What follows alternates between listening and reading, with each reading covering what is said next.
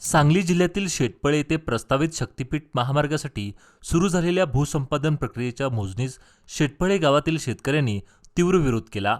आज सकाळपासून मोजणीसाठी आलेल्या शासकीय अधिकाऱ्यांना आंदोलक शेतकऱ्यांनी अडवून धरले असून मोजणी कोणत्याही परिस्थितीत होऊ देणार नाही अशी ठाम भूमिका त्यांनी घेतली आहे।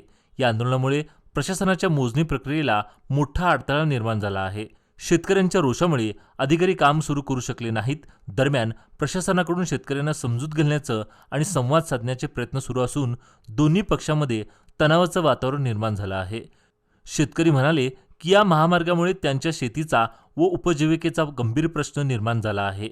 शेतकरी म्हणाले की या महामार्गामुळे त्यांच्या शेतीचा व उपजीविकेचा गंभीर प्रश्न निर्माण झाला आहे। त्यामुळेच आम्ही रस्त्याच्या भूसंपादनाला कडाडून विरोध दर्शवला आहे। शासनाने या संदर्भात योग्य निर्णय घ्यावा अशी मागणी शेतकऱ्याकडून करण्यात येत आहे। शक्तीपीठ महामार्ग रद्द झाला पाहिजे म्हणून गेली दीड वर्ष झालं शक्तीपीठ महामार्ग बाधित शेतकरी संघर्ष समितीच्या वतीने आंदोलने सुरू आहेत, मोर्चे सुरू आहेत। ह्यामध्ये वारंवार मागणी केली जाते आमच्या ह्यामध्ये बाधित होणाऱ्या बागायती जमिनी ह्या सगळ्या वाचल्या पाहिजे। ह्या सगळ्या शेतकरी जे काय भूमिहीन होणार आहे त्यामध्ये उद्ध्वस्त होणार आहेत हे सगळे वाचले पाहिजे म्हणून शेतकरी रस्त्यावर येऊन आक्रोश करतोय। डोळ्यातलं त्याच्या पाणी तुटत नाही। असं असताना सुद्धा ह्या सगळ्या शेतकऱ्यांची थट्टा करण्याचं काम आपल्या राज्याचे मुख्यमंत्री आदरणीय देवेंद्र फडणवीस साहेबांनी केलेलं आहे। मंत्रिमंडळामध्ये भूसंपादनाला कालच 20,000 कोटी मंजूर केलेले आहेत। ही जणू शेतकऱ्यांची थट्टाच करणे आहे आणि असली थट्टा करणं शेतकऱ्यांची ह्या मुख्यमंत्री साहेबांनी थांबवावी अशी शेतकरी विनंती करत आहेत।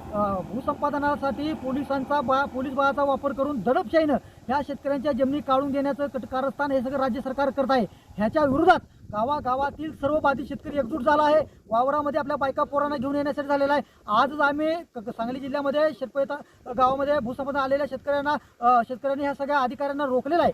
त्याचबरोबर परवा दिवशीपासून जे काही कौटुंबा तालुक्यातील असतील, तासगाव तालुक्यामध्ये असतील भूसंपादनाला येणाऱ्या अधिकाऱ्यांसाठी जे काय असतील त्यांना थांबवण्यासाठी, भूसंपादन रोखण्यासाठी पोलिसांच्या दडपशाहीला न घाबरता हे सगळे शेतकरी वावरामध्ये बायका पोरांना घेऊन उभे राहणार आहेत आणि रक्त सांडावं लागलं तरी सुद्धा शक्तीपीठ महामार्गाला हा विरोध केला जाणार आहे। कोणत्याही परिस्थितीमध्ये शक्तीपीठ महामार्गासाठी 1 इंच जमीन न देण्याचा निर्धार इथल्या सगळ्या शेतकऱ्यांनी केलेला आहे।